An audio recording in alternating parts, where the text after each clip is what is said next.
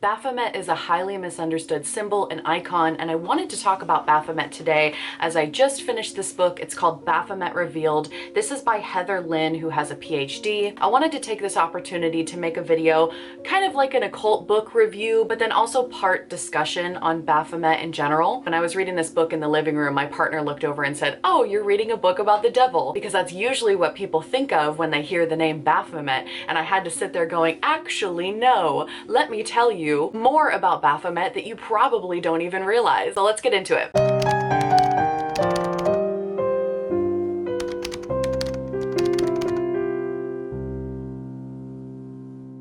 So Dr. Heather Lynn identifies as a fringe historian. She is a professional historian and a renegade archaeologist on a quest to uncover the truth behind ancient mysteries. This is my first exposure to her, and I really enjoyed how she laid out the book. Just to talk about the book a little bit further, she really starts with the Knights Templar, which is where this icon or this symbol of Baphomet really begins, at least that we know of. And then she takes us through the interpretations of Eliphas Levi, then through the interpretations of Aleister Crowley, and then through Satanism with Anton LaVey. And what I really appreciated about this book is that it's a history book that's easy to digest. I am not a person that particularly cares for history. Those that have been on my channel for a while know that. I unfortunately find history very boring, don't come after me, but I really enjoyed reading this book. Other people that have read this book have told me that there is some redundancy in the themes throughout the chapters. However, I really like that the author was driving home specific messages. There were certain themes repeated throughout the book that I appreciated as a non-historical person because it was highlighting things that I needed to remember from previous chapters so that I had a better grasp on what was being discussed. So I really didn't mind a couple sentences here or there that were highlighting themes that were already discussed previously. I really thought it was a nice way to bring anyone in at any level to be able to retain this knowledge. At the end of this book, after going through its interpretations over time, starting with the Knights Templar, then going to Eliphas Levi, Aleister Crowley, Anton LaVey, and how this symbol has kind of changed and morphed over time, there is a symbolism analysis at the end of the book. I'll put some B-roll up on the screen so you can see this for yourself. So it goes into every aspect of Baphomet. So we have the goat head, the pentagram, the torches between the horns, the androgynous body, the way that it has its hands raised, and also the words written on the arms. Every aspect you can see here is written about and explained about Baphomet. And then at the end, there is also this timeline for Baphomet where you can really kind of put all the pieces together of everything you learned in the book and see its evolution. It's got a nice thick bibliography as well. And one thing I really appreciated is that it looks to be so well researched. So the Knights Templar began as a medieval Catholic military order. They were founded in the early 1100s and lasted about 200 years until they had a very sad and unfortunate downfall in the early 1300s. So I'll give you a flip through of this book as I discuss Baphomet a little bit further so you can see some of the images in this book. The book states that some claim that Baphomet represents an esoteric deity or a hidden aspect of Templar beliefs,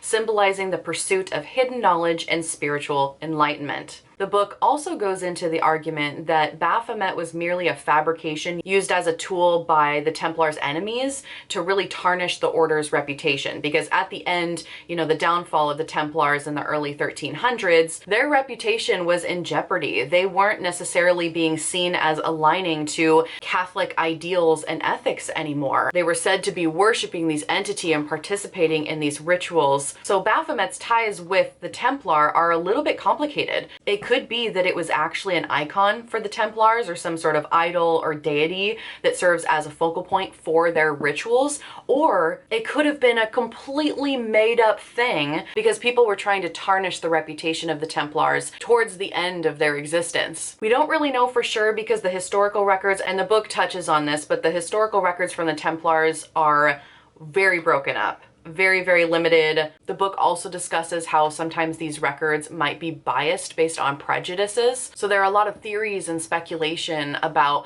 Baphomet's ties to the Knights Templar. And during this time, Baphomet didn't really have the form that it is known of having today, with its androgynous body, the goat head, the horns, etc. The book discusses how there is this idea that Baphomet was not originally an anthropomorphic goat, but there are some that reported seeing a severed human head with a white beard. So the appearance, the early depictions of Baphomet are very obscure. Nobody really knows. The Knights Templar definitely didn't have this clear-cut image of Baphomet that we know of, at least. But I want to go into Baphomet and the Knights Templar a little bit more as the book discusses what this symbol could have actually meant to them. So there was a potential connection between the Knights Templar and the Gnostics, and there's a lot of different theories about this as well. It appears as though the Knights Templar had adopted some of the Gnostic philosophies and practice. The Templars were known to possess a deep understanding of ancient mystical teachings, drawing inspiration from various esoteric traditions.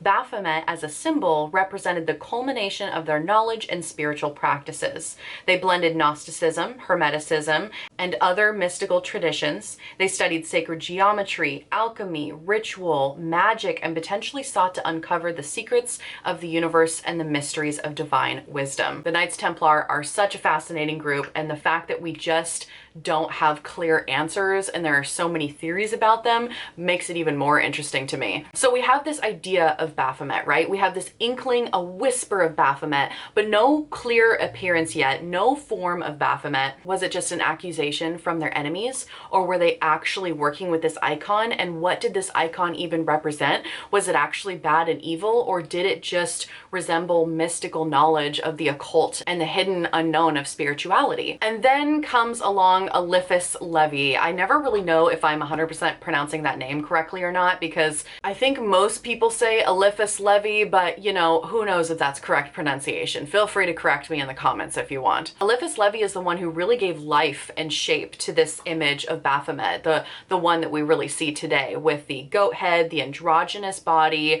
sitting cross-legged, pentacle on the forehead, the arms in the as above, so below position. And Baphomet really embodies both female and male characteristics, giving it this androgynous unity, and it is supposed to symbolize the harmonization of opposites. So who is Eliphas Levi and why do we care about him? He wrote a few books, one of them being Transcendental Magic, which is considered an occult classic. The book describes him as a 19th century socialist Catholic priest turned mystic. I really liked that, actually. So going back to the image of Baphomet, how we see it today, with the androgynous body, the as above so below posture, the goat head, etc., etc. There was a heavy influence of Kabbalistic thought as well as Hermeticism. And one thing the book said that I really liked was that, contrary to popular misconceptions that often associate Baphomet with Satanism or anti-Christian sentiments, Levi's Baphomet is a nuanced representation of the equilibrium of opposites. It was never really meant to be this evil icon representing the Christianized version of the devil. And you'll see why as we kind of go along, how our perspectives of Baphomet have actually changed. So after discussing Eliphas Levi's interpretations of Baphomet and creating this image that we now see today as Baphomet, the book then goes into the Rider-Waite tarot deck. So if you're not familiar,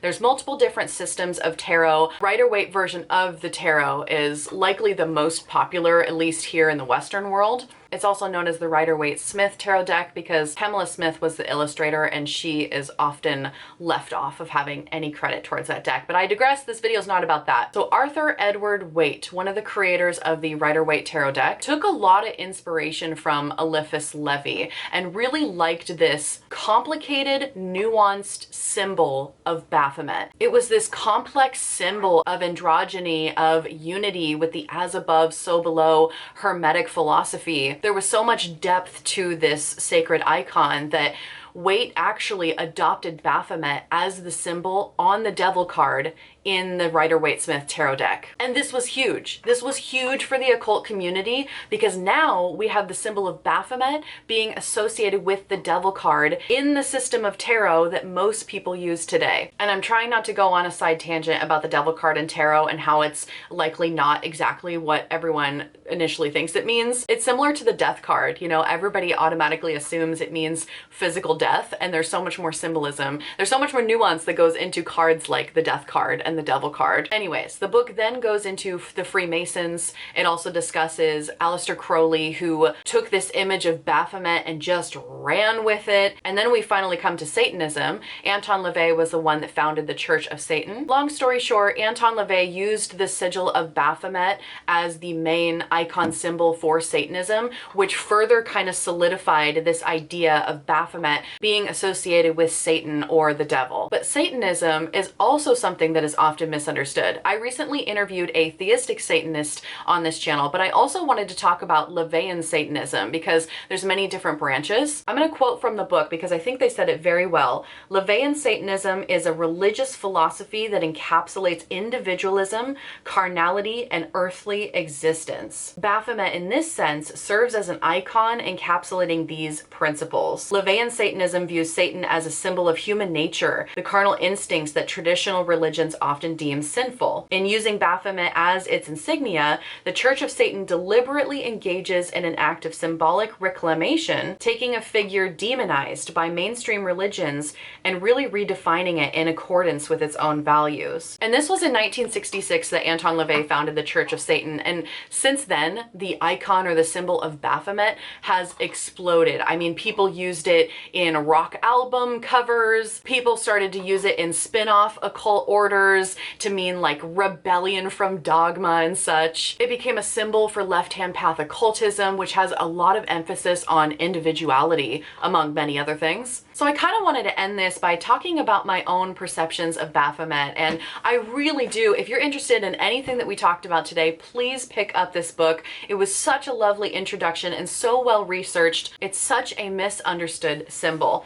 So I kind of like the idea of egregores, obviously. I'm a chaos magician. I love the idea of magical entities of all kinds, servitors, tulpas, egregores, etc. The question that poses to all of us is Baphomet an actual objective entity, or is it more like an egregoric being fed by the belief and energies of people over time, over centuries really? We don't really know if Baphomet was an actual deity or spirit guide by any means. It could have been 100% a fabrication to tarnish the Templar reputation. It could have been completely made up, but because this being has morphed so much over time and been used in so much symbolism, if you believe in egregoric beings, these magical entities are created by the collective thoughts, ideas, and perhaps emotions and beliefs from a group of people. So whether or not it was an entity that was completely fabricated and made up, today it has been used in so many different ways that it's really kind of taken life and shape of its own. So what do you think? I would love to hear your interpretations down below in the comments of Baphomet, especially if you are somebody that has worked with this entity. Unfortunately, this symbol is so feared and so demonized